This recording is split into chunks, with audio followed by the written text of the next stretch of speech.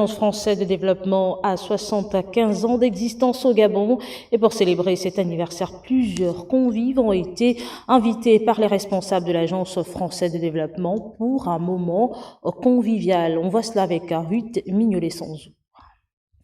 L'histoire commence en 1948 à Libreville avec la Caisse centrale de la France libre, devenue en 1998 l'Agence française de développement. Le tout premier projet était la centrale électrique de Port-Gentil, qui dans les années 50 n'était pas encore électrifiée. L'accord de conversion de dette, signé par la France et le Gabon en 2008, bénéficie au développement durable de l'écosystème forestier. C'est un mécanisme unique sur le continent, géré de façon paritaire par les parties gabonaises et françaises.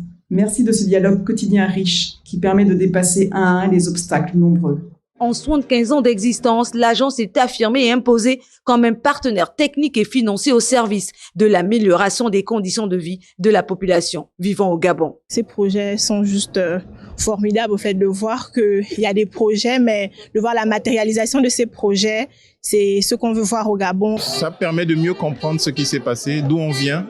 Ça permet peut-être aussi de voir où on veut aller, en accord avec le discours que nous avons entendu précédemment.